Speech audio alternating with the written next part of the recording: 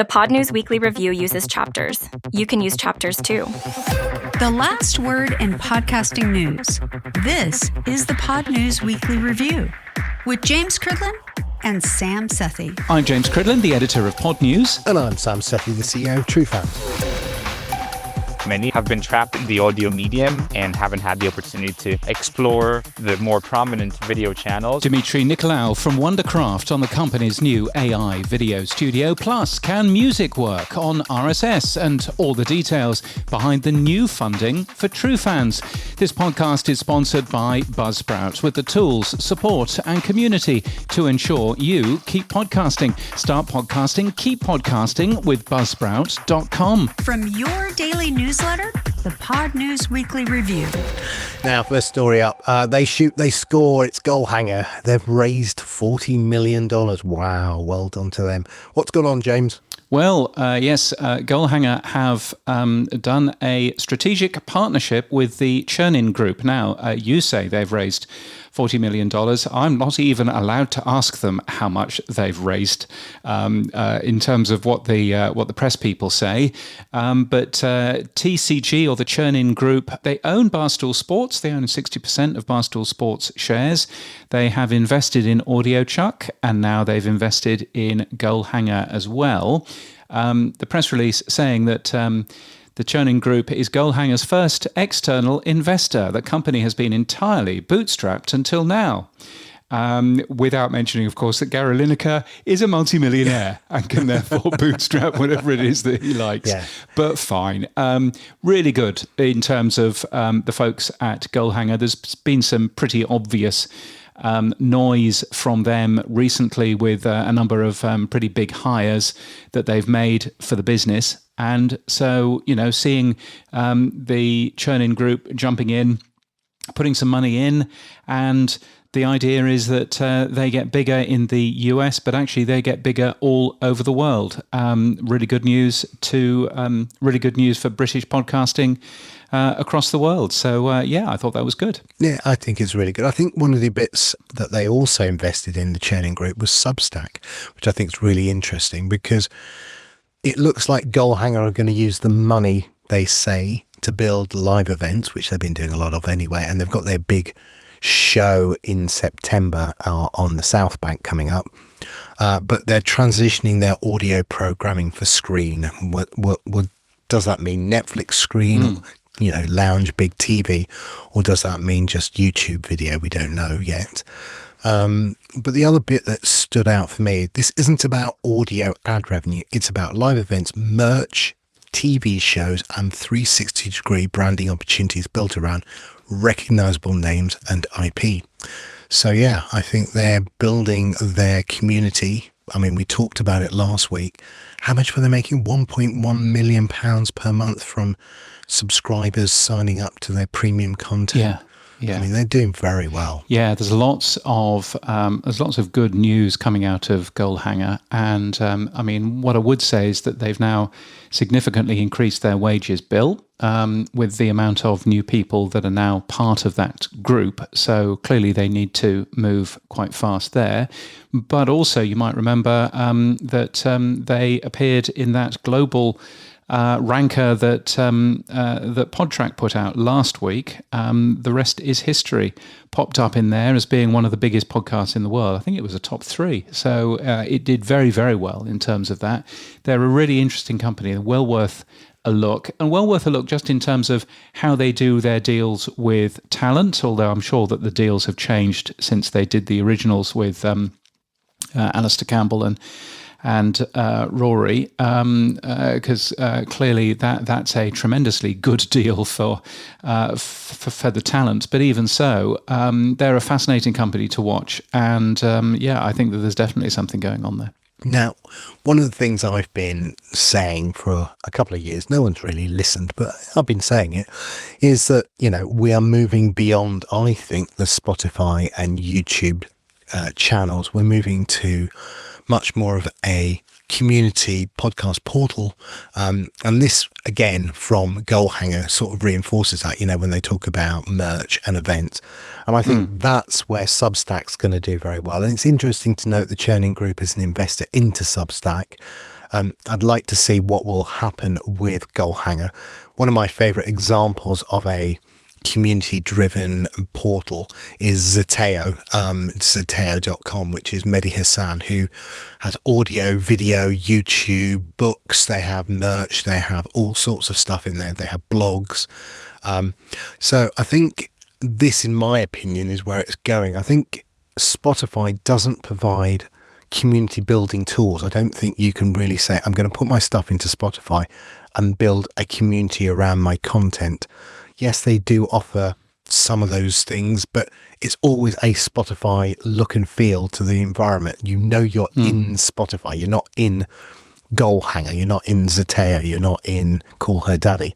And I think that's where Spotify might be weak now. I think with the fact that it is non-customizable to the individual who wants to build their community. Yeah, no, I would definitely agree with that. I think certainly if you have a look at some of the websites for some of the shows from Goalhanger, then actually they're not doing a very good job there.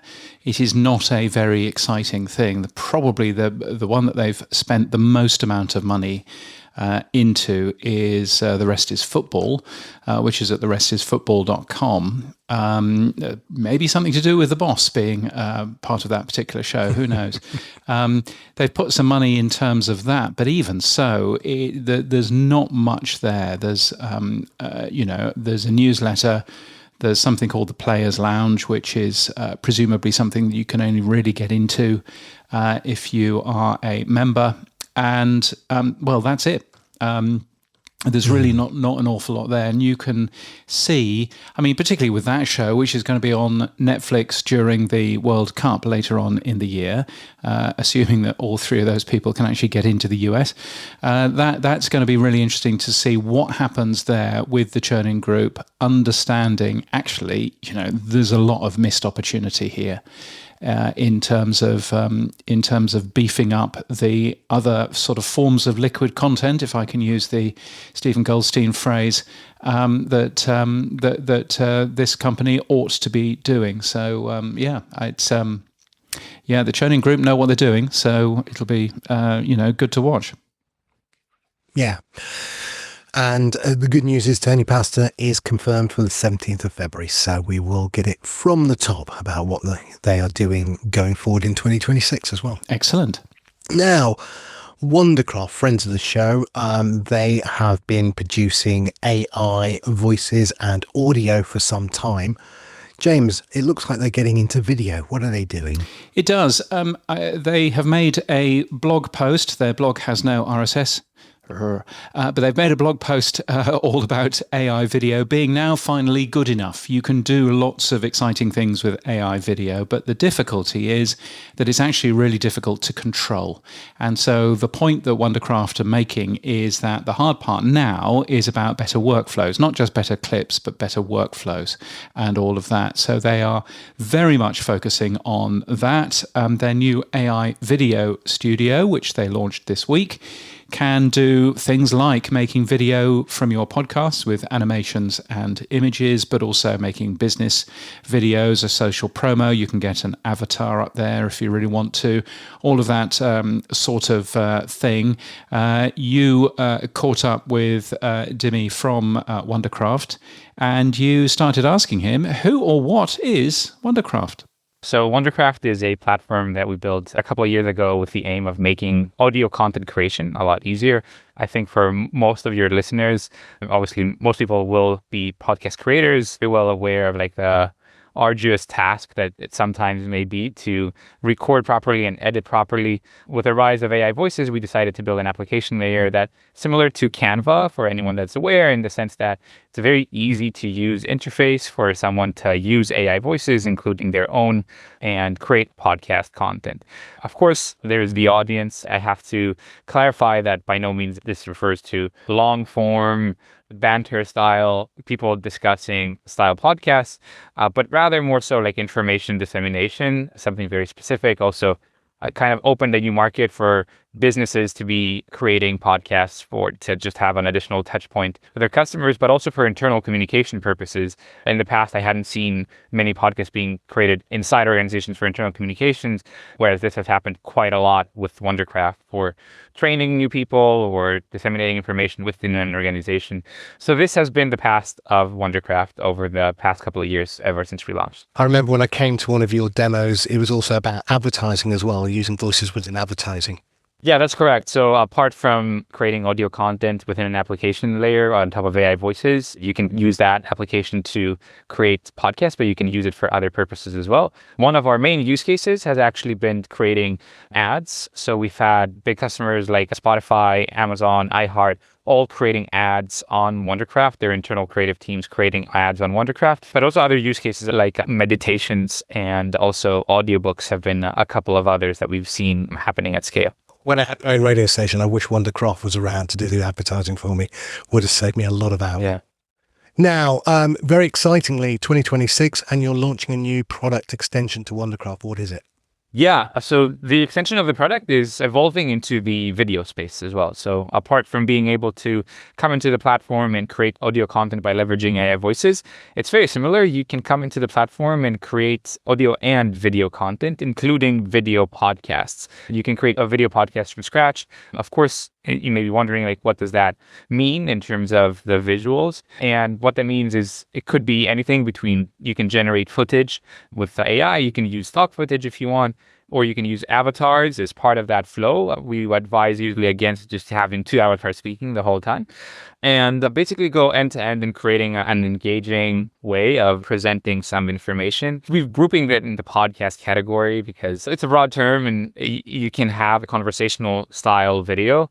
It's not just for podcasts, there's like many other things like training videos, educational videos. Again, like what you mentioned before, ads as well. So moving from the audio ad space to the video ad space, with the idea here being that we want to serve the same audience of like, I don't know where to start. I don't know how to create content. I don't know how to edit. I would love to just use a simple interface to go end to end in creating that. So people come to the platform, they describe what they want, and then it's on Wondercraft to figure out what models to use across all of the different AI models between video and audio and images and sound and avatars, and stitch everything together to create a compelling story off of what you're describing. And then the interesting thing is that we present everything to you on simple to use timelines so that you can make edits. It's not just a one shot that you just can't edit from that point on. So this is what we created, this basically easy to use video creation platform on top of AI models. And there's two more components that may be interesting too. The first one is that apart from creating your podcast on Wondercraft, you can also visualize your podcast, meaning if you have an audio first podcast, it's very easy for you to come to Wondercraft and create a video on top of that. The way that you do that is you go through a simple workflow, you upload your podcast, go through a simple workflow by describing what it is that you want in terms of the visuals that you would want on the video. And then we create that video for you. Maybe it has some avatars, maybe it has some generated B-roll that's relevant to what is being spoken about, some captions, some sound waves, whatever you define. And then you get a video version of your podcast so that you can very easily reach YouTube and the other video platforms. That's the first part that may be interesting. And the second part is that we made it very easy to edit existing podcasts, especially video podcasts, but also audio podcasts. You just upload your content, you just chat to the AI agent to help you to perform that editing so that you don't need to do that editing yourself. I brought this last part explicitly last because it's still in alpha mode, so there's still some exploration to be done. And I know that there's other organizations that are doing this last part as well. So your audience may be a little bit more experienced than that. So I primarily focused on the AI generative process, whether it's to create your podcast from scratch or to turn your audio podcast into a video. Seeing the demos of this, it's very cool. And again, using AI prompts is very easy to do. I think one of the biggest challenges for anyone who's used any of the video AI generating tools is editing. So having an editor within that, because a lot of the times you create something in, say, video and you go back to it and you can't recreate, you can't modify it to the extent you have to start from scratch each time. So I think that's going to be interesting.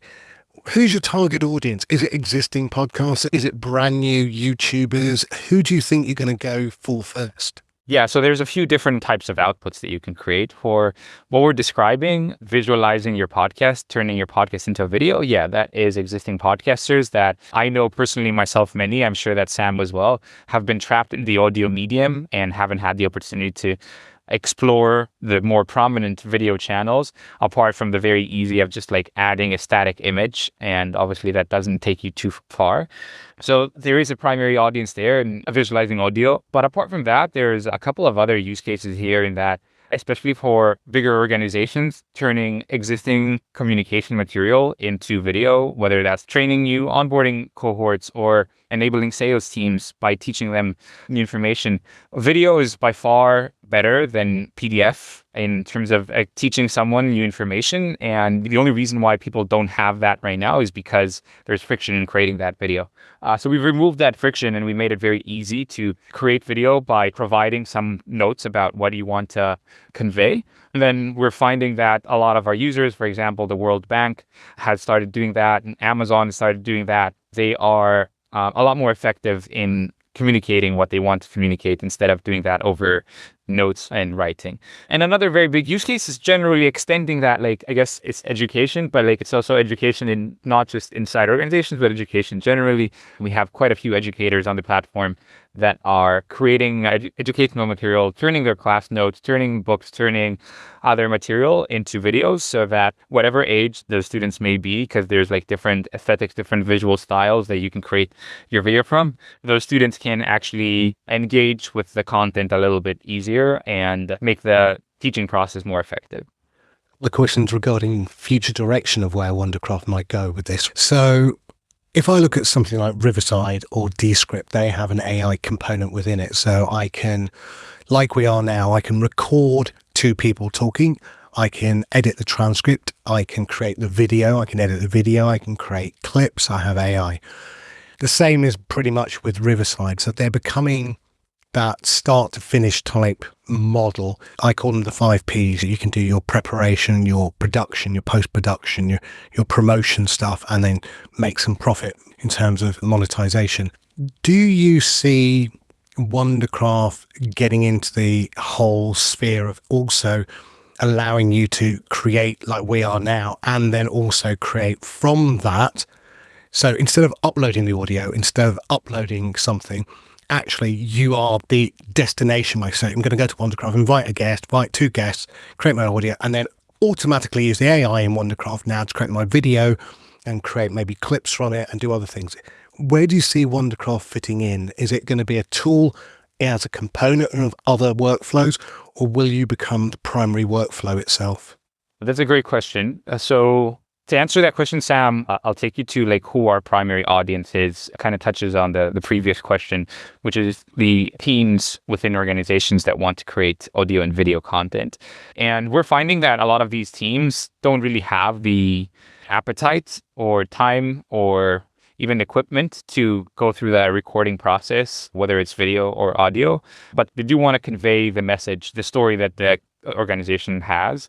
So we primarily focused on the generative side, and we realized that we may be early on that. We're maybe skating where the puck is going with this product, but we are less reliant on screen recordings and what Riverside or Descript are doing on capturing that first source. And we're focusing on users, making it very easy for users to describe what it is that they want off of their content, and then us using generative media to try and convey that story to the best way possible. Again, we recognize that generative media in many ways is not 100% where it needs to be. And I can understand that some of your listeners may think that what I'm describing is quote unquote slop, but there's a lot that you can do both in terms of improving the storytelling capabilities by leveraging different models and combining everything together, layering music, layering voiceovers, rather than just an 8-second like Sora clip. And apart from that, you should of course expect huge improvements on generative models over the next 6 to 12 months that would allow even better storytelling. And we want to be the platform that leverages that spike, that increase, that advancement in these models to make it very easy for you to convey your story. So yeah, that's kind of like the evolution of Wondercraft in terms of like where we will be from 1 year from now. Time will tell what the product will look like exactly, but what I can tell you is that it will be less focused on the recording process and more so focused on turning user thoughts into an engaging story by leveraging generative media. Okay, I think you've created a version for Pod News Weekly Review that you've sent to James. So hopefully people will be able to come to both our show notes and also to Pod News Daily to go and see a link and see how this all looks. But if I wanted to get on board now and I wanted to try it, what's the best place to go? And is there a trial version or do I have to sign up? Yeah. So that's a great question, Sam. You can go to Wondercraft.ai, or to go directly to the studio, go to Wondercraft.ai/studio. It's very easy for you to sign up and try it out. As part of the onboarding flow, we're going to create a video for you so you can check out what it feels like. And then go ahead. The very first thing that you will see when you sign up is to upload your podcast and describe what it is that you want in terms of editing. If you just want to upload your podcast and turn it into a video, very easy, like one button and a couple of steps in the workflow. And in terms of trying it out, yes, you can try it out. There will be some limitations. So you will most likely need to, if you want to use the full features, upgrades. But as a thank you for the invite, Sam, maybe what we can do is, for anyone that's listening to this prior to February 20th, you can use the code SAM50. So that's SAM50. And you will get 50% discount on trying out Wondercraft. Nice.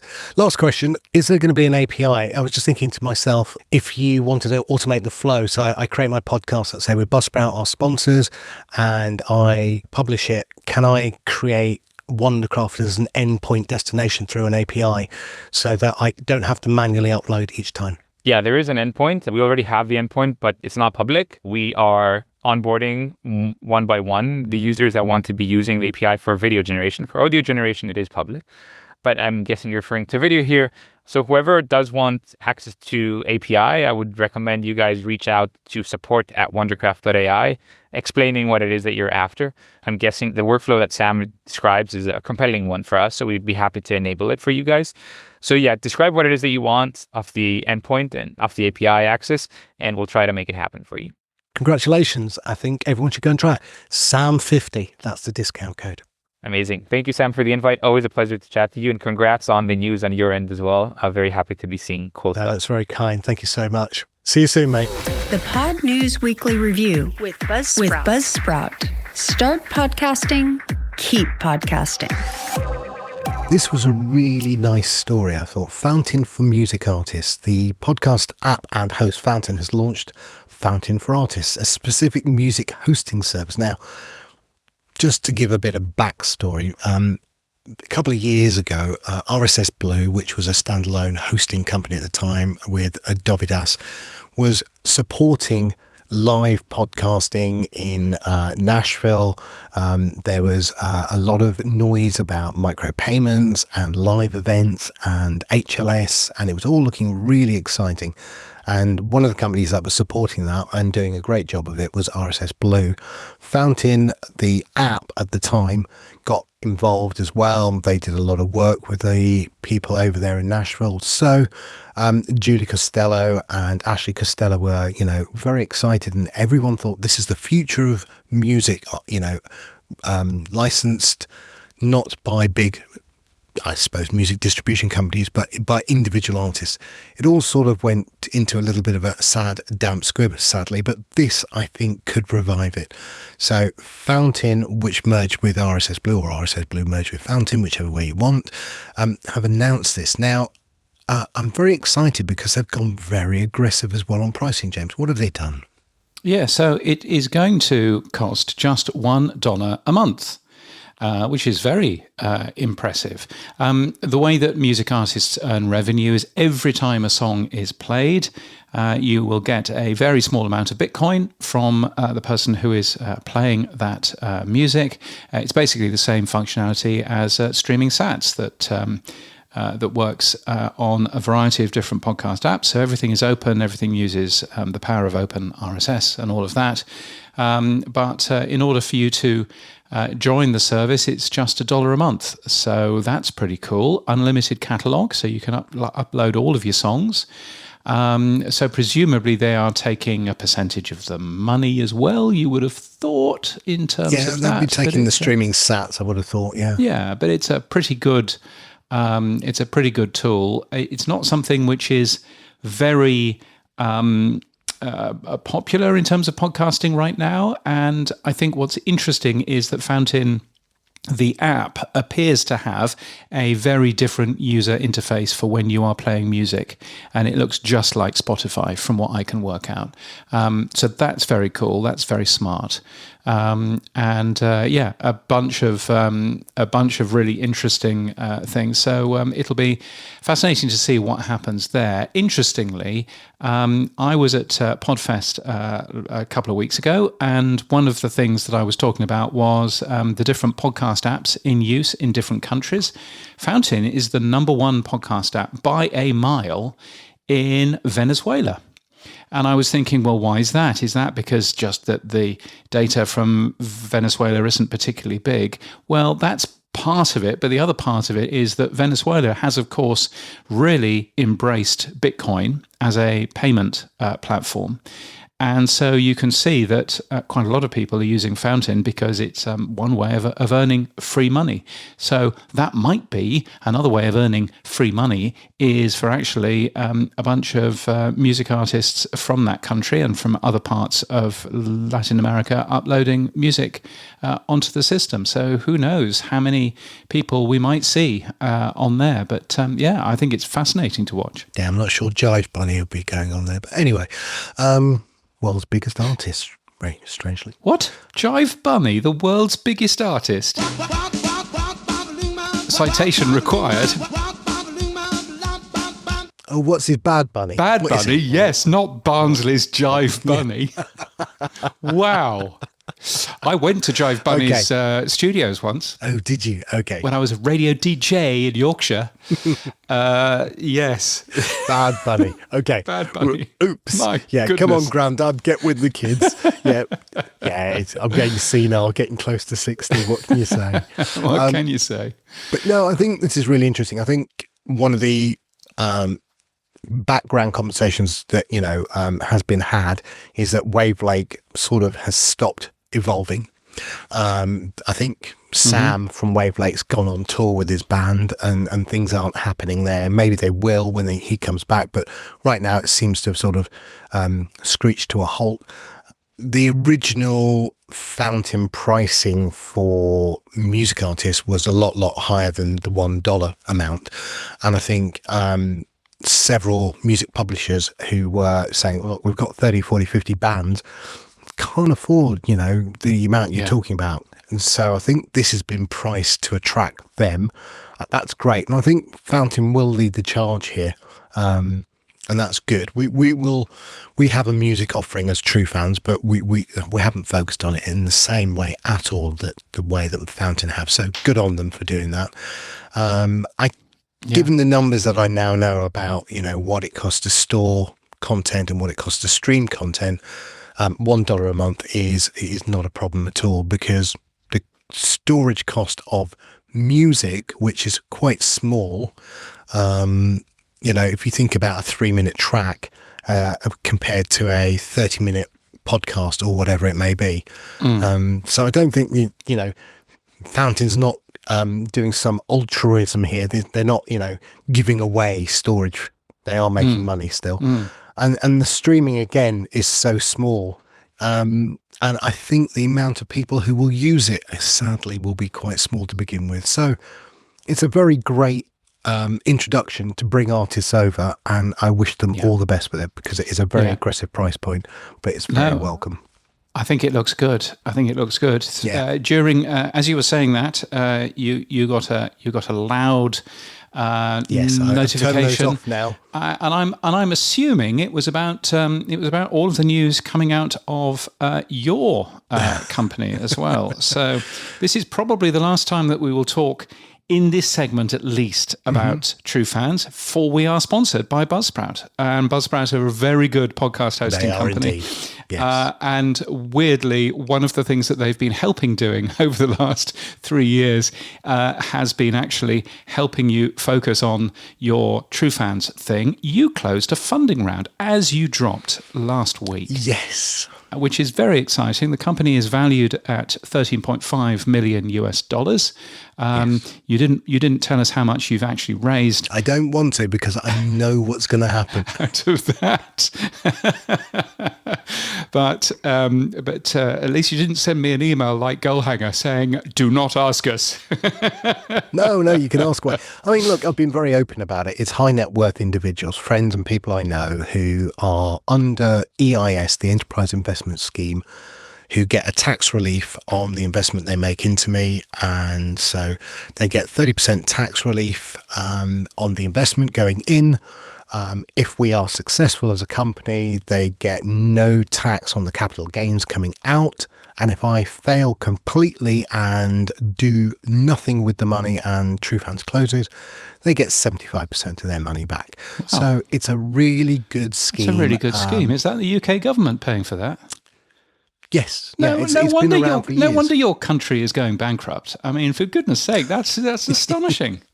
Wow. Well, it's a really good way for entrepreneurs to raise money, and crowdfunding is often how it's done, or if you know people. So yeah, we've just raised it through a lot of people I know who are looking to get some tax relief, but also want to support me and think we've got a chance. Very cool. The press release that I covered earlier on this week talked about product development, of course, but also talked about updated mobile apps, talked about a new hosting service, which was launched yesterday.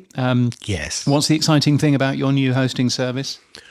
Well, we're not using downloads. We have worked a method to stream. So basically, yes. And before you say nothing is a stream, James, I just thought I'd get in there before you did.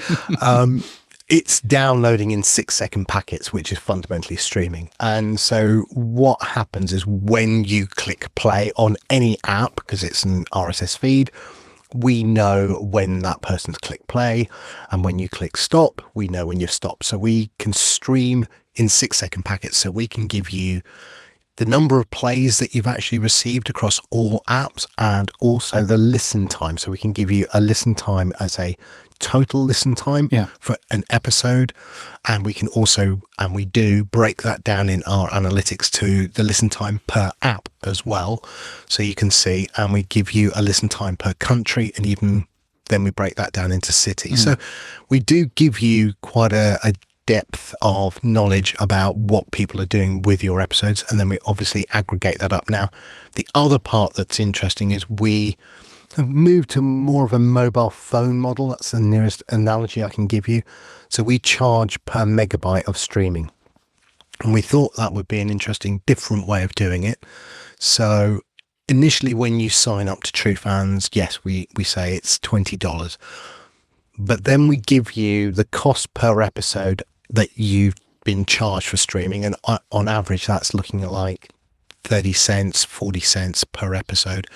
We aggregate that up in the month for how many episodes you've got and how much data.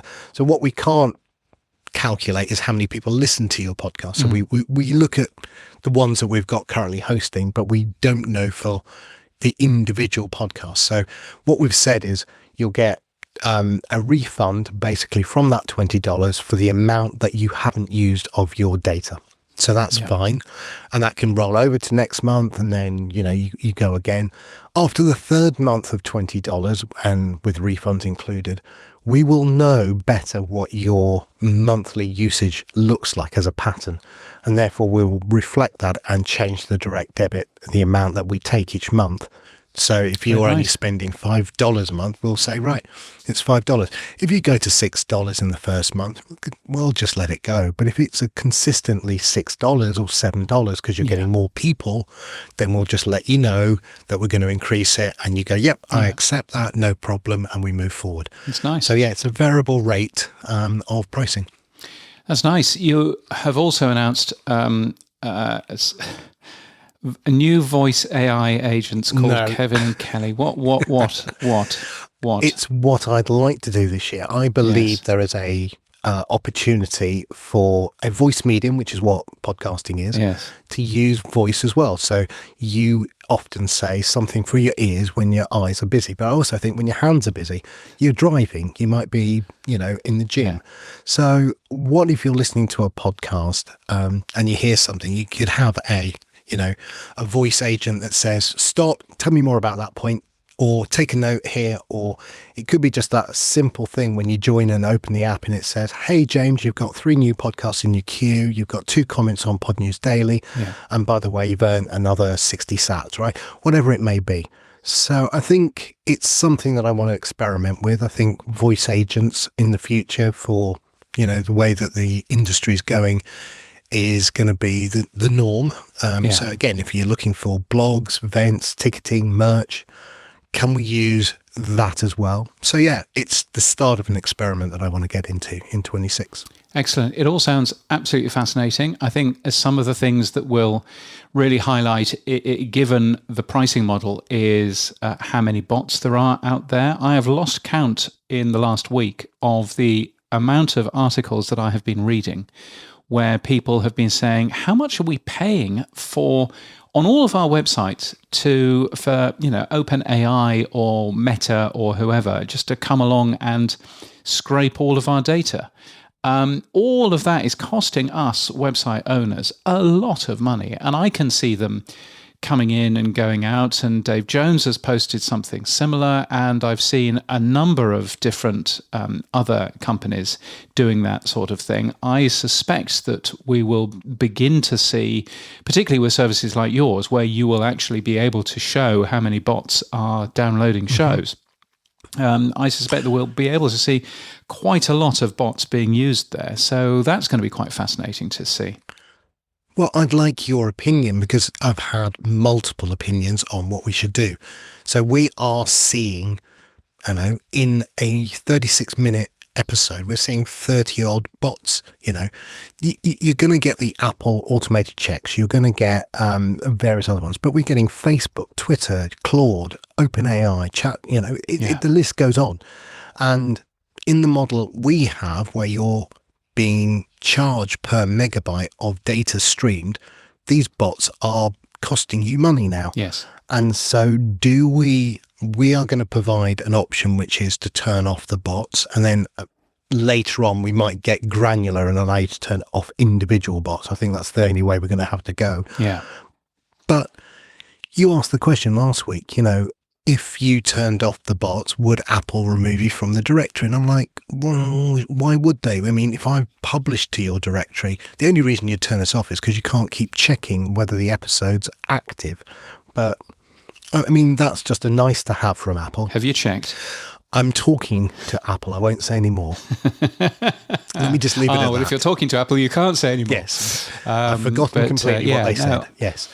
But I think it's going to be fascinating to see exactly, to actually lay bare how many downloads are actually for bots. Now, we should clarify, if you are an IAB compliant podcast host and our sponsor Buzzsprout is, then if it's a bot, it doesn't get counted. That's part of achieving the IAB compliance. So if you're a bot, it doesn't get counted, and away you go. So most people don't actually see the amount of bot activity which is there, but there is an awful lot of it. And I think it would quite shock people how much bot activity there is, slurping down our audio, slurping down our websites and everything else. And I play this cat and mouse game with the Pod News directory of trying to allow as much human beings in there, but trying not to allow as much AI bots in there. And actually on one of my websites, not on the Pod News website, but on one of them, there is deliberately a honeypot that will attract these AI tools and waste their time because I am perfectly happy in doing that. It's It's really interesting. So, totally worth taking a watch on. Now, we're going to be very careful on this podcast because we will still talk about Truefans, obviously, but we'll probably talk about Truefans right at the end from here on in. Yeah, and I would like it to be like that. I tread the line very carefully, and I hope over the years people have noticed that. I try and stay out of conversations where I think Truefans is going to be involved. I have to do that because of the role that I play here with you, James. Indeed, and you've done that very well. And I was just going to highlight that we will carry on doing that. So that is a good plan. Thank you to Buzzsprout for their continued support. But super exciting to see what you are currently working on. So that's very exciting. Talking about stats and things. There's some new research that's come out from Co-Host and Quill, where if you talk to people that make podcasts for a living, the podcast agencies, they're all talking about downloads as being their only real numbers, probably because they can be quite nice and large and everybody understands what download is, and not everybody yet understands all of the other different ways of measuring things. So some really interesting information from a new report that they have produced. You'll find it linked from the Pod News newsletter earlier on in the week. And also talking about stats, the Castro podcast app. I think this is possibly going slightly overboard. They've launched a new listening stats feature in their app. And the listening stats feature allows you to see not just how much you listened to in any given day, week, month, or year. You can even drill down and see the exact episodes you were listening to at an exact time. And it goes back a number of years as well. And I'm there thinking, gosh, that's a brave old thing. That's a brave old thing. So yes, if you're on the hunt for a new podcast app, you might want to give Castro a go. It's very well thought of by the people who use it. It's available for iPhone, and it's out there. Now, I've put in the show notes, James. You can see the graphic. It says total listening time. So we have this dichotomy, don't we, where Spotify, Apple, YouTube, Watch Time, now Castro, I know Fountain ourselves, others have listen time, first-party data, and hosts have download data. I think this is the challenge that, agencies are facing because they can't get to anything other than the download data from the hosting companies. So the first-party data, it makes us wonder whether John Spurlock's SPC, the idea of publishing first-party data, or at least a slither of that first-party data, is worth reinvesting into. Yeah, I think it absolutely is worth investing time into. It's worthwhile diving back into that. The question really is how far the current industry is involved, because as we covered in the Pod News newsletter yesterday, Spotify is really making a mess of this, because when you opt into Spotify video, that means that none of your audio actually gets served from your podcast host. So therefore your podcast host loses all of the information about your audio version of your podcast if you've got video as well. It also means that people like Podscribe can't see how well your podcast is doing on Spotify. It means that those Triton rankers that you see also don't see any of the downloads that you're getting on Spotify either. So we're actually seeing companies coming out of the ranker because it can't measure you if you add video into Spotify. It can't measure the audio. And in fact, I dug up, as you noticed yesterday, a piece from Sounds Profitable back from April last year, which basically says do not take part in Spotify video. It is going to be bad for you. It's going to make you earn less money in total. It's going to ruin your measurement in terms of podcast, in terms of the ads that you have. It's going to ruin that effectiveness measurement. Do not take part. And I think it's really interesting that Spotify has basically turned around and broken open RSS completely to get some video out there when it didn't really need to end up doing that. So, if you compare that with iHeart's plans for video, I think there's going to be quite a lot of conversations around downloads and just open data, because, Spotify is essentially marking its own homework now in terms of its numbers. So, yeah. I've got 2 points here that I'd like to raise. And first of all, we have constantly said, when are we going to see the numbers? How much of the subscription money is actually going? We're hearing from various people in the industry that actually Span is not working very well for them with video in Spotify. And people are reverting back to audio only. So I think it's beholden to Spotify to get some numbers out to prove that it is actually a good product and they are making money for creators, but we haven't seen that. And then the other thing I'd say is, last week again we announced Fountain are supporting video hosting using the alternative enclosure. Again, I think they are leading a charge there. I'm hopeful some of the more what I call traditional hosts will start to sit up and take note and begin to support it in the RSS feed as well. It doesn't have to be HLS. It could be MP4. It could be, other models that they could do. I mean, I just think we have been, as a podcast ecosystem, very remiss on allowing YouTube and Spotify just to take the lead. And I'm, hat tip to Fountain for coming back. I know. Yeah, I think both a hat tip to Fountain, but I think also, actually, frankly, a hat tip to Podscribe in their emails to their subscribers, basically saying, just be careful what you do here, and a hat tip to Sounds Profitable, so boldly coming out last year and basically saying, no, don't do it. It's a bad idea.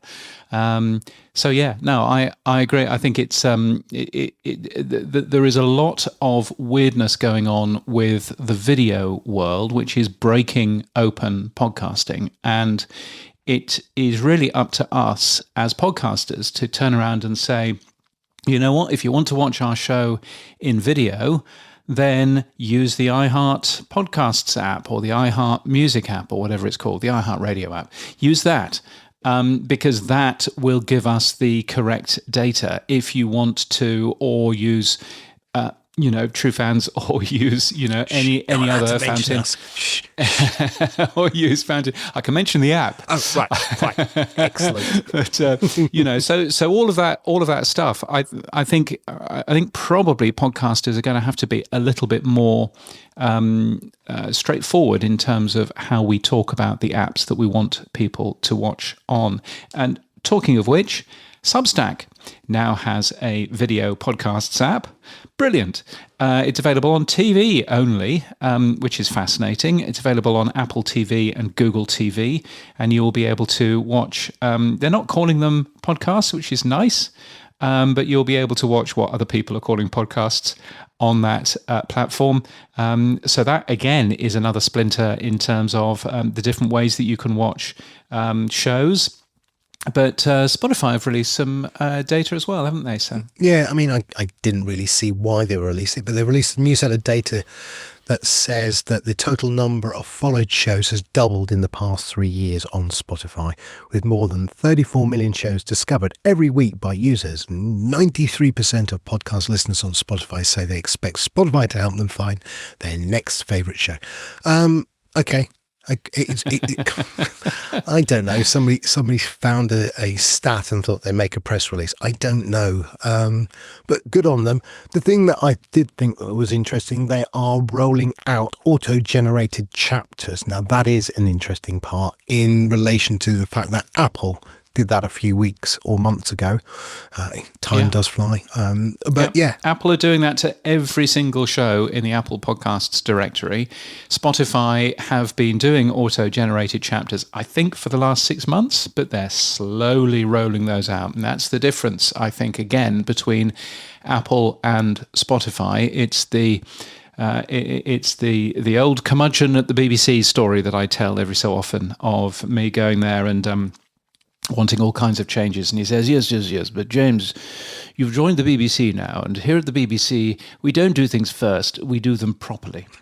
And I do think that this is the difference between Apple and Spotify. Apple just took the time to do it properly.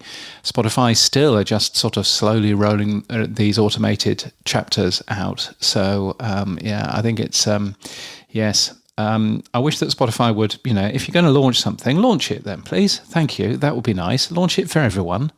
Don't just launch it for your own shows. That's bad. Yes, there we go. Now, this isn't really a big story, but it just annoyed me a little bit. YouTube are testing whether they will charge for video speeds now. So if you want a 2x or 3x speed on your YouTube video, you might soon find that you have to have a premium subscription.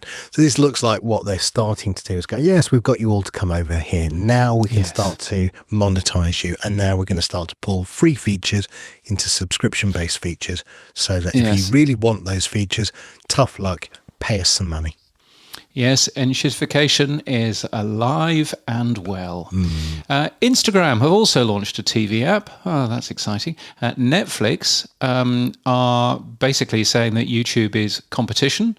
And Netflix actually showed some pretty good numbers in some new Nielsen figures that came out this week. Netflix going up a little bit, YouTube going down a little bit, but YouTube is still way, way, way bigger than Netflix. YouTube's share of all TV viewing, and they are the number one in the US. They're bigger than CBS and NBC and all of those. 12.7% of all of TV viewing is on YouTube.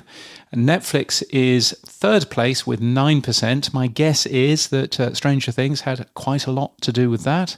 But interestingly, the measure is of total minutes consumed. It's not individual shows. It is total minutes consumed, which is the way that they are measuring that. And interesting to see Edison Research releasing a whole new set of data this week. And again, using the 773 million figure, which is how many podcasts are consumed every single week in the US, 773 million hours of consumption. So again, moving away from the download, moving into listen and watch time, consumption time, which, by the way, has been the way that radio has measured itself for a long, long time. So, I think that is all interesting. I thought, before you go on, I thought there was a lovely term that back in March, Ted Sarandos, who's the co-CEO, said YouTube was in the killing time business while Netflix was in the business of spending time. And we talked about this a couple of weeks ago, that I don't watch Netflix during the day. I don't find that I can go into the lounge and sit down. It's a working time. But at night, quite happy. And conversely, I might have a YouTube video on the side while doing something in the day. Do we think that this is going to now, with all the new with all of the new podcast videos that Netflix are requiring, will Netflix become a daytime app? Yeah, well, that's clearly the hope from Netflix, that the numbers go up. If the only thing that they care about, and it does come down to the rankers, doesn't it? But if the only thing that they care about is the Nielsen ranker, which is measured on total minutes consumed, then they will be trying to do anything that they possibly can to make sure that they are as high as possible in that ranker. If they can manage to move from third to second place and then up to first place, I think Disney Plus is at second place. So if they manage to move from there up to first place, then that would be, that would make an awful lot of sense for them. Disney Plus, by the way, isn't in second place, but the Walt Disney Company is in second place. And of course, the Walt Disney Company owns, I think, ABC? No, it owns one of those, CBS, I think. Well, what is it? It owns one of those.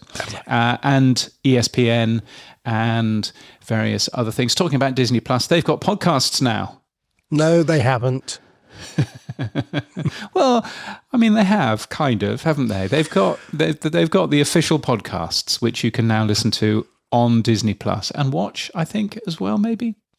I don't know. I don't have Disney Plus. My children are a bit older now, but I've got it. And I should probably go and have a look and see whether or not we get them here in this part of the world. The weird thing about all of the Netflix with podcasts conversation is it's only happening in the US. It's not happening anywhere else. They're not serious about this. They're just doing this in the US, in one country, one worn-torn. I won't say that. No, don't go there. Don't go there. They're only doing it in one country, and so I should go and have a play, gingerly open the Disney Plus app on the telly in the front room, yes, and see whether or not we have got podcasts there. But there's the Only Murders in the Building official podcast. I'm glad that that's got a podcast. That would kind of make quite a lot of sense, as well as Percy Jackson and the Olympians. No idea. Tell Me Lies. No idea. So yes, all of that is there as well. I think if we step back, I think what's really interesting right now is seeing the landscape changing with Warner Brothers being, open for purchase with Paramount, yes, and Netflix, and now Disney getting into, podcasting and video podcasting. I think it's a really interesting landscape. I don't know where it's all going to land and what it all means eventually, but watch the space, I guess. It's a scary time to be in legacy media, as they say. Really scary time, because literally the world is changing under your feet and you just have to keep on running to deal with all of that. But talking about legacy media, actually, our final big story of the week is Audacy. Boo! Boo! Now, why are you saying boo? They've just got rid of us. Damn it. Tell us more, James. Sorry, I'm going to boo in the background. They've got rid of this show. Audacy has removed a number of third-party podcasts from its radio and podcast app. I think they took me a week to give me a statement. And the statement was, we have removed a number of lower engagement third-party podcasts from the app, which accounted for a very small percentage of overall listening. And one of those is this very show, right, which now gives you a 404 error. Cheers, Audacy. Thanks so much for that. The company went on and said that the Audacy app remains the home for a robust slate of podcasts, including all Audacy originals and time-shifted shows. All podcasts from our premium podcast network, yada, yada, yada, yada. Or you could just use Apple Podcasts and Spotify just like everybody else does. That's not what the company said.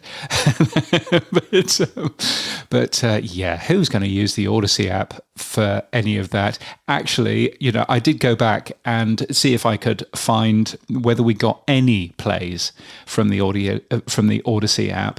And my understanding is that they actually started taking these shows out in November of last year. Our OP3 data, publicly at least, only goes back to November. So I can actually tell you that I can't see a single play from the Audacy app. Now, it might be, if John Spurlock is listening, it might be that he's able to go back to some of our earlier data and find out whether or not this very show got any plays. But I'm not sure it did. Can I just say how ungrateful. We helped them get out of bankruptcy by being listed on their platform.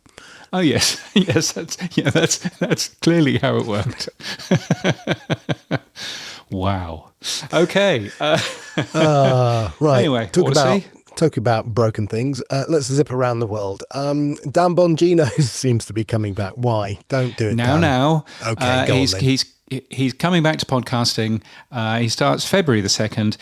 He worked at the FBI for the last year. Hooray. Moving on. Rodri Davies has been named as interim BBC Director General. Mate of yours, is he? What's that? Is he a mate of yours? He is not You know a mate everyone of at the BBC. So. He's not a mate of mine, but he has been looking after all manner of different bits of the BBC. Now, interim BBC Director General basically means he will be doing that job while Tim Davie has finally gone, all right, I'm leaving. And I'm sure that Tim Davie is delighted about leaving. So Rodri Talfan Davies, if I can give him his full name, probably pronounced it wrong. He's very Welsh. He will be doing that job for a little bit. Also in the UK, Bauer Media's Audio XI is now working with the Sports Social Podcast Network, which is a big football and sports network in the UK. And they're also working with AdsWiz, it says here. So that's exciting. They are a big advertising exchange and probably the big competitor to Global's DAX. If you looked at that sort of thing. And the political podcast of the year was announced in London this week, which was all very exciting. The Persephonica show Political Currency, which is hosted by former UK Chancellor George Osborne and former Shadow UK Chancellor Ed Balls, was crowned Podcast of the Year. Interestingly, Goalhanger's The Rest is Politics, nowhere in that list. Exactly. I was really surprised. I was just nowhere in that list. Okay, did Tony Pastor not pay his money?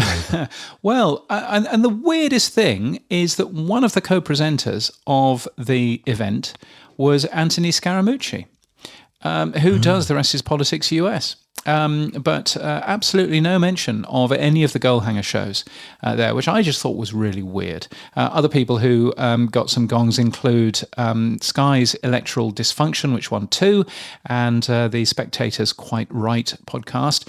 The thing was sponsored by YouTube, because of course it was. Because you can see exactly YouTube's play there, trying to cozy up to the politicians and give them awards. So well done them. All of those awards were announced on X live during the show. Don't, James. Stop it. I was wondering whether it was the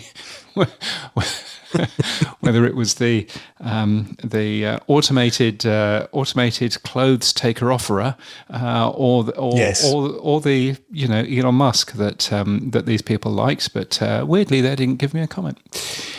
Yes, who knows what's going on there. Anyway, and in terms of awards and events, the Scottish Podcast Awards have announced the awards categories. Rather bizarrely, you can enter all of them if you are Scottish in some way, shape or form. There's some good eligibility information on their website. Although there is an international podcast category where you don't have to be Scottish at all. So how could you possibly win the Scottish Podcast Awards? I thought the international one would be for the diaspora. Yeah. The Scots abroad. No, absolutely not. No. It's just there. Right, we're in. I mean, if we want to spend £80, if we want to waste £80, then we can certainly do that. But yes, no, I thought that was interesting. And the British Podcast Awards 2026 are open for entries. The ceremony is going to be at the O2 in October. They've not bothered telling me that they're open for entries, but it's a very good award ceremony, and you should take part in that one, certainly. James, any events going on? Yeah, no. No, all of the events have all been cancelled. No, there are some events going on. Firstly, I should tell you about Podcast Movement Evolutions, which is at South by Southwest in March in Austin, Texas. They've unveiled the first wave of speakers, and 2 people I can tell you about: Mr. Ballon, who does a very big podcast, does very well on things like Patreon as well, so worth a peek. And there will also be a keynote from YouTube as well at the event. You can go to the Podcast Movement website now and sign up for your interest. I'm not quite sure why they're not making tickets available quite yet, but I think there's a few things to dot and cross in terms of their things there. But anyway, podcastmovement.com is where you go. And I should remind you that Pod News is no longer directly connected to Sounds Profitable or Podcast Movement. It says here. What else is going on? There's a thing called Dome Fest, which is very cool. It's in Sydney, in New South Wales, in Australia. It's a big, interesting podcast fan festival. I think it's the first podcast fan festival that has existed in Australia, which is very exciting. It's taking place in Sydney. Some of the shows you'll be able to see there. Well, I've not heard of any of them, to be honest, but It's a Lot with Abby Chatfield is very big. It's just that I've not heard of it. So a bunch of those shows going on in Sydney, which is nice. The Podcast Show London has announced its advisory board. I'm on there alongside Arif Noorani from CBC, Vicky Etchells from Global, Steve Ackerman, who is a free agent right now, and Ruth Fitzsimons from Bauer, and many other people. Ariel Nissenblatt is there, Megan Bradshaw from Amazon. Assuming that Megan Bradshaw from Amazon wasn't one of the 16,000, which I hope that she wasn't. No, let's hope not. So all of that is going on.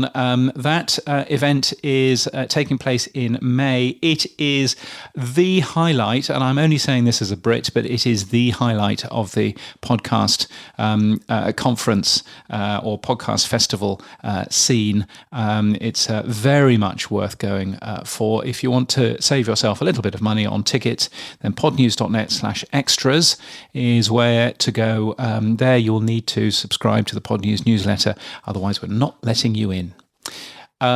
Two other things to tell you about. The BBC's You're Dead to Me podcast has announced a live tour, which is very exciting, across Great Britain, I've written, rather than the UK, because they're not going to Belfast.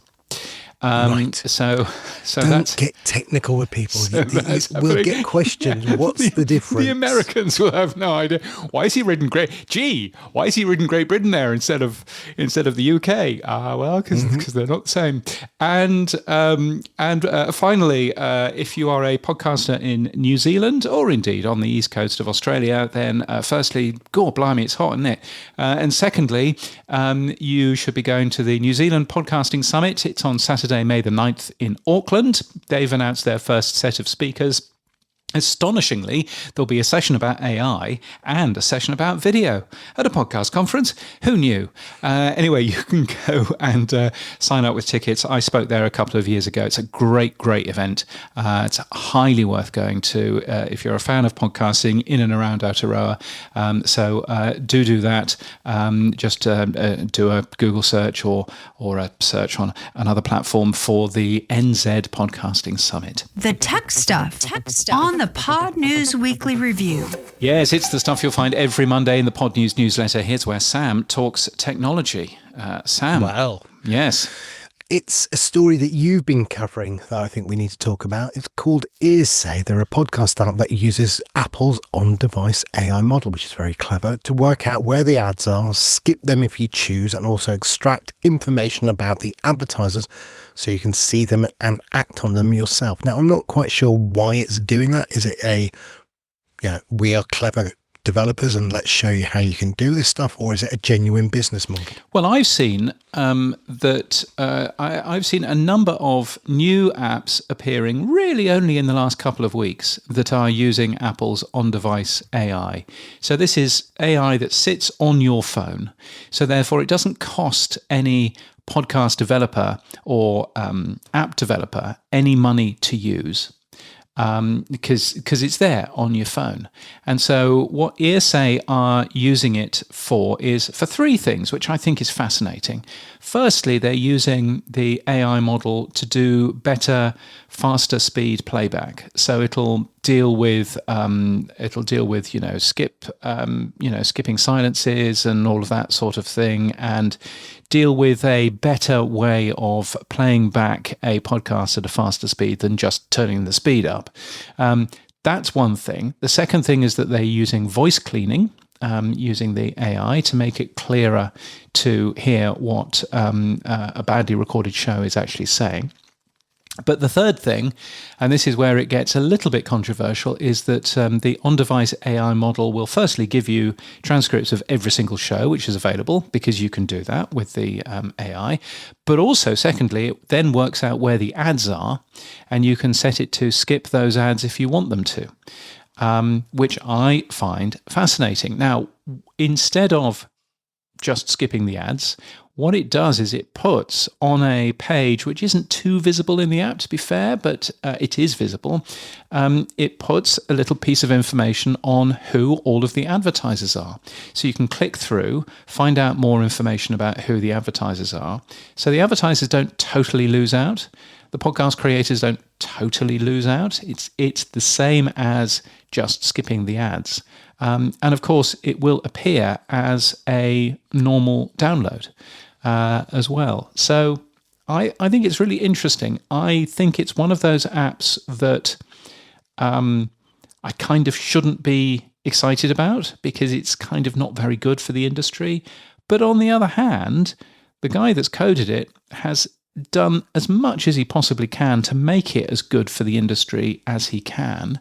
I can probably tell you that he is just implementing the podcast funding tag, which is nice. So that will be available directly within the app as well. So I think it's a pretty good thing, really, to be honest. I think it's clever. Yeah, I think it's very clever. I can't imagine too many people are going to actually use it, to be honest. At the end of the day, if you do want to skip the ads, well, you skip the ads, that's fine. But I do think it's very clever. What do you think? Well, I think it's very clever in the use of the AI locally to get the transcription at zero cost, and possibly he could add chapter markers and all the things that Apple are doing. I wonder what Apple are doing, as in it's their own technology. Oh no, they won't use it like HLS. Okay, we're okay. Now, Apple are using their AI tool for that cleaner voice thing. Are they using it on the local device? They are using it on the local device. Right. Yes. So, okay.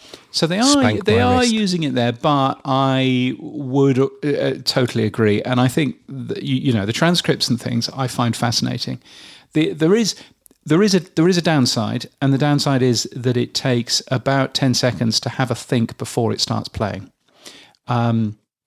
because it has to start with all of the transcripts and things and everything else. Right. The other downside is that it thinks half of the Pod News Daily is an ad. It's probably just the way I'm reading it. But but I do think there's something there. The business model, by the way, is you buy the app for $7.99. It's not a subscription. Right. It's not anything else. You're just buying the app for $7.99. So it's no different from any other app out there. And I'm kind of feeling bad about talking about it, because, I probably shouldn't be talking about it. And it is still a bit rough around the edges. But on the other hand, I think that he's trying to do, the guy that's done it is trying to do the right thing. And I think, anybody that tries to do the right thing, you can see the ESA user agent when it's downloading. You can see how many people are actually using it. It's quite a useful thing, I think. So, yeah. Now, one of the companies that I used to love back in its day is StreamYard. I used to think that it was the coolest little product for video recording podcasts, and then live recording, because you could just press a button and go, yeah, LinkedIn, Twitter, yep, Facebook, yep, great. One click, and you were live on all those platforms. I thought, wow. And then it got bought by Hopin, if anyone remembers Hopin, yes. The company that went to 7 billion in COVID and then went to 0 out of COVID.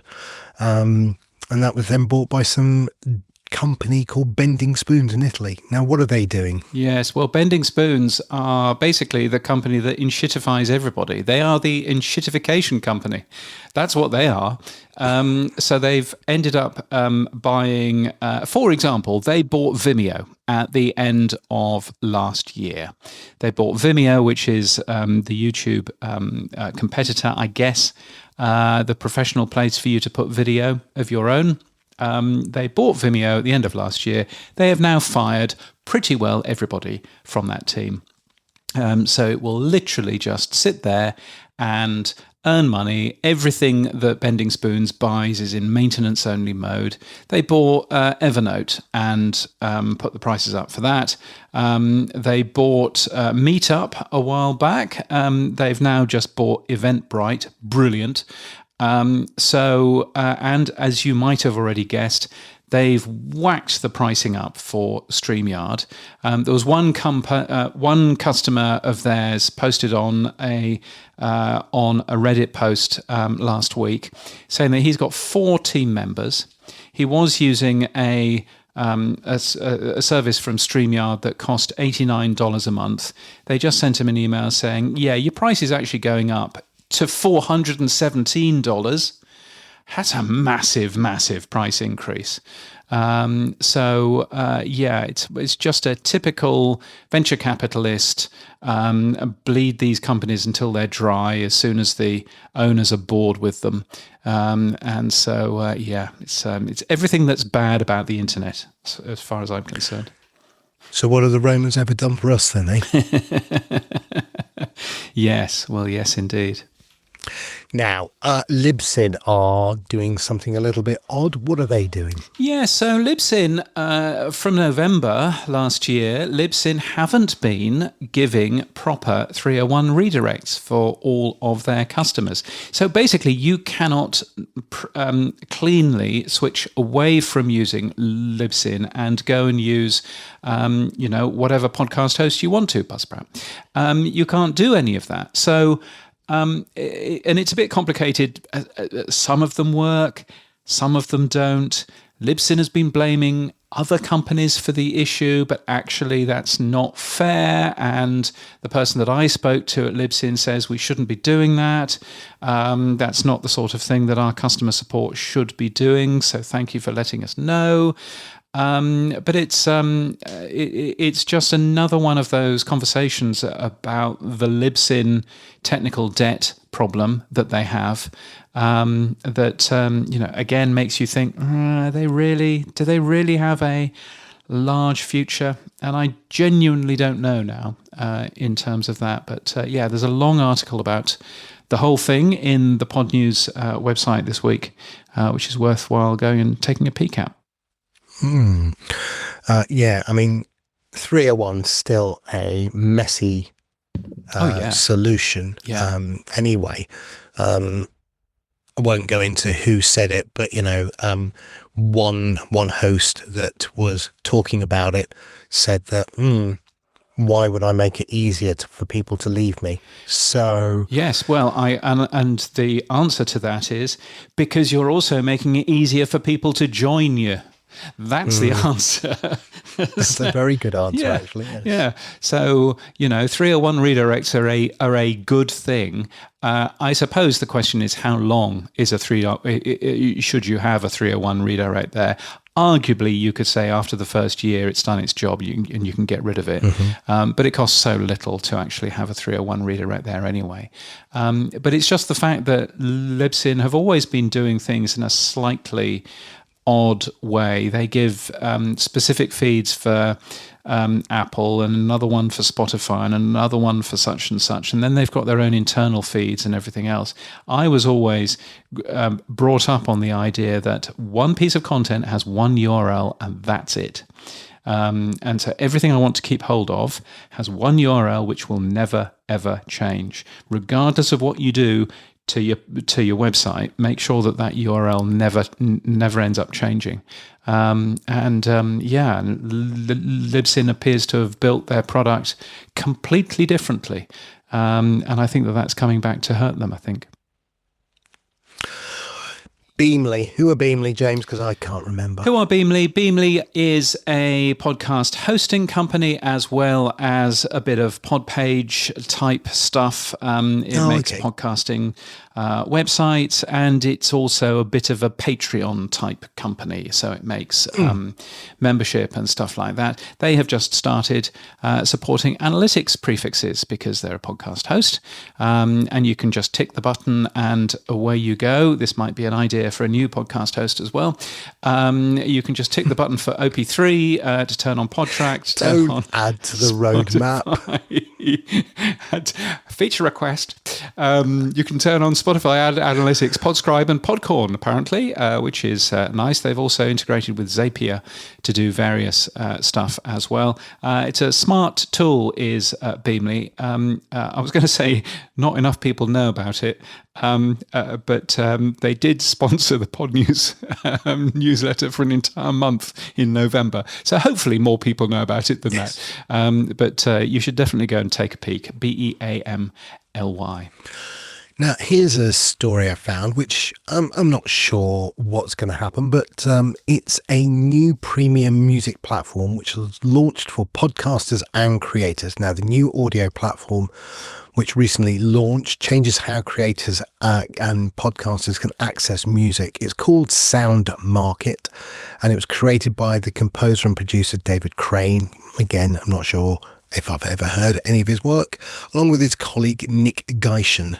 Do you think that they are producing royalty-free music or licensed, unlicensed music? What do you think this might be, James?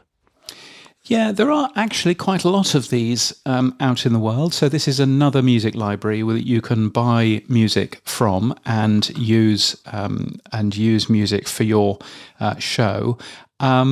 There are a number of these which are launched every so often, and soundmarket.io is the newest one there. To me, there does seem to be an awful lot of different music libraries that you can go and buy music from. And that's great, but it's not particularly helpful in terms of finding music. What there probably needs to be now is an aggregator for all of the different all of these different services, as well. So, but it's a nice idea, being able to download individual music tracks. My guess is, and I would hope that you can download the individual stems as well, so you can actually do some mixing of that sort of thing. I should give a shout out to Studio Dragonfly, who are another company that do a very similar thing. And they, along with their owning company, TM Studios, makes the music for this show and for the main Pod News Daily as well. So they're another example. You can find them at studiodragonfly.com.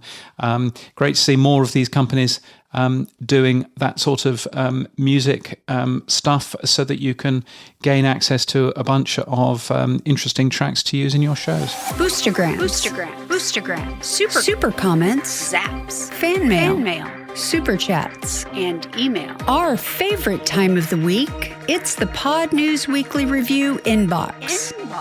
Yeah, so many different ways to get in touch with us. Fan mail by using the link in our show notes, super comments on Truefans, boosts everywhere else, or email, and we share the money that we make as well, which is good. Thank you to whoever it was who boosted us. From Fountain, saying the Pod News Weekly Review is always better with a tech segment. There you go. Your tech segment, Sam, has got fans there. Excellent. Yes, which is nice. Confusingly, the boosts that come in from Podcast Guru end up coming in with a link that says boosts, even though actually they're not boosts, they're just streaming sats. So that's confusing. But thank you to the ugly quacking duck, who says, thanks for making sense of the numbers. 7-3. Thank you, Bruce. That's very kind of you. Thank you for listening. Much appreciated. What I should probably do is to see if there's a way to get into the Strike API to be able to then pass all of the complicated URLs so that I can actually get a replacement for what I used to use, which was Helipad, which I can't use anymore because, everything's broken. So I should probably end up seeing if Strike has some form of an API there. That would be fun, wouldn't it? Maybe I could turn that into a business. Who would have thought it? You failed in your pitch at Podfest. Is this the next one for next year then? Yeah. Oh, yes, that wasn't fun. That wasn't fun. But we should also say thank you so much to many of the kind people who have supported us. Silas Vogt, who is our latest supporter, also Seth Goldstein, John Spurlock, Martin Lindeskog, Will Clark, and Ralph Estep Jr., who I've been calling Ralph Estep Jr. for a long time, and I only heard on a different podcast that he's pronounced Estep. So there we are. Apologies, Ralph, for that. But thank you to you and indeed everybody else. Much appreciated. It helps me, as you might have seen from Dave Jackson's blog post recently. It helped me buy dinner for some folks while I was at Podfest. So thank you for that. You can join our list, our 23 supporters list at weekly.podnews.net, and thank you for doing that.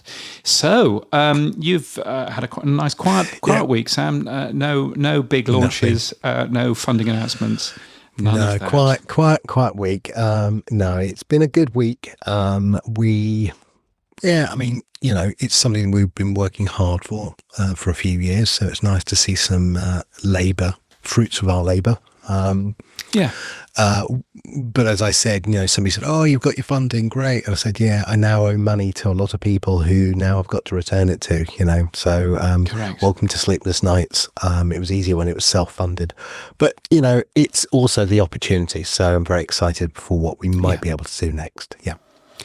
And does that mean, I know that you don't want hordes of people contacting you and saying, give us a job then, but does that mean that you will be able to hire some more people, or are you focusing more on other things? No, I mean, part of what we've got to do is go from, look, let's be honest, there was just two of us building Truefans. We aren't an army of thousands, and as much as we've supported many features and functions, we've got a lot of technical debt to sort out. We've increased our capacity of our servers. That's been the first thing we did straight away.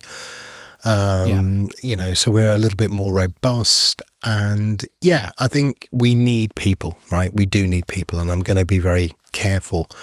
Somebody said, hire slow, fire fast. I will be very cautious on that, because it's very nice to suddenly go, oh yes, you're amazing. Oh yes. And then suddenly find that they're not the right fit. And then you've suddenly created a lot of problems. And also, to be brutally honest, there are people that I have in mind who are very specific to what I want to achieve. Rather than, I just need bodies, which I don't need bodies. We've done all right for 3 years, just the two of us. If we didn't get more bodies, we would survive, but with more bodies, we might be able to grow quicker. Yes. And I totally hear you. It would be lovely to hire people to work with me, but the business doesn't make any profit if I do that. It literally makes no money. So, we're sort of, the Pod News newsletter runs on a very tight budget, which makes money at the end of the day, but it makes money because I've ended up doing like most of it. So wouldn't it be lovely to get additional help with things? But that's not necessarily in there, and so that's why funding is a really important thing, because that will actually allow you to go and get things which are a step change, instead of just my kind of world of plodding on and hoping that what I'm doing is going to increase the value of the company and everything else. You can actually make a big change very, very quickly if you want to. So so that must be a very exciting change. And as you say, both a weight on your shoulders, but also a weight off your shoulders as well, one would imagine. Yeah, it is. I mean, again, knowing that you've got some monies there to be able to, I think we've got money enough now, if we wanted to, and we were cautious not to have to go back and get any more money. I think we could quite easily. I mean, it's, our break-even number is not that high. Yeah. As you say, adding more people then changes that break-even number. So I'm I'm very happy. Don't get me wrong. I'm very, very happy. Yeah. But I'm also very pragmatic right now and saying to myself, okay, stop.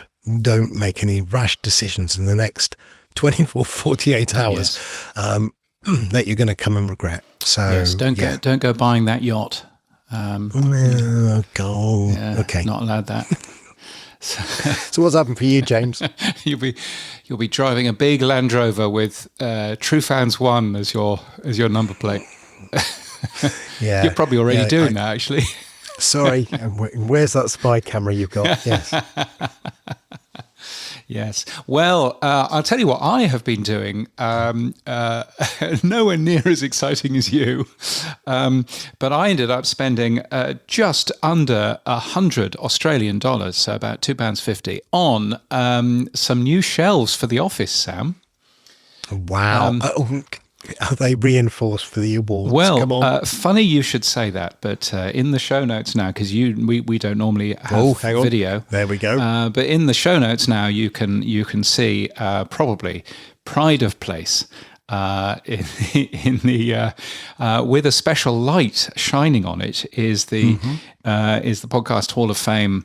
A big lump of scary glass. So that's very exciting. And later today, as we as this show goes out, my Ambi will arrive as well. Ooh. I know, so I've got both of them. Have you got space? It looks a bit crowded back there. So that'll be exciting. I've got some. So it's all obviously cheap IKEA things, but there's some Pod News Red drawers which you can't quite see. There's some little hidden lights which are lighting up things. So I've got a Pod News Red radio on the shelves and various other things. So it's all very exciting.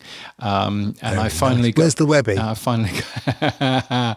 The Webby is not mine. The Webby was a radio station's. So, Can't you get it like the World Cup, you know? Can't you get sort of a fake version of it and just have it there? Well, actually, no, you can pay extra to get your own personal copies of Webbies. Right. And I think that is something that the radio station that the radio station actually offered. If you wanted a personal copy of that Webby, then to thank you for winning the award, then the radio station would actually buy another copy of the award. I wasn't that fussed, to be honest, so I didn't. No, but get it as a tax write-off now. Yeah, well, yes, now maybe. But yeah, so that's been exciting, and also Sam, because obviously I've just spending $100 on new shelves. I'm now going to go the whole hog and spend even more money, because what you can't see in that photograph which I've sent you, yes, I'm looking, is the chair that I'm sitting on, and the chair that I'm sitting on is a really uncomfortable IKEA chair that I've owned for 15 years. I rather foolishly even put it on the boat between the UK and Australia. It's a really uncomfortable chair. I've been sitting on it for, as I say, forever. I've decided I'm going to treat myself to a new office chair. I know. Nice. So so I keep on meaning there's a proper company that does proper office chairs, which I keep on meaning to go to, because it has a big sign outside. Something that with says a back sale. would be nice, James. Something with a nice back on it. Yes, this has got a back on it, but it's not got much of a back on it. And frankly, the problem with it is that you sit on it and it goes down, because the cylinder thing is now a bit flabby. And now we know why the Pod News Daily is only 3 minutes long, because James can't sit there much longer. Yes. So that's been an entertainment. What with that, and I've got a CO2 monitor in this office now. Oh yes, I saw. Yes. Yes, and right now the CO2 thing has a big orange light on it, and it says 1,400, which is too high. So right, let's go. So let's open that. And on that bombshell, that's it for this week. All of our podcast stories taken from the Pod News Daily newsletter at podnews.net. You can support this show by streaming sats. Good luck. And you can give us feedback using the Buzzsprout fan mail link in our show notes. You can send us a super comment or a boost, or better still, become a power supporter like the 23 power supporters at weekly.podnews.net. Our music is from TM Studios. Our voiceover is Sheila D. I should thank Sheila and Evo for sending a very nice, they send a Happy New Year card every single year, and it being the 29th of January, it's only just come, so I should thank them for well that. Done, Skippy. That's very kind. Yes. Kangaroo post. Our audio is recorded using CleanFeed. We edit with Hindenburg, and we're hosted and sponsored by Buzzsprout. Start podcasting. Keep podcasting. Get updated every day. Subscribe to our newsletter at podnews.net. Tell your friends and grow the show.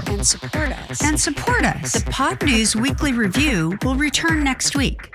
Keep listening.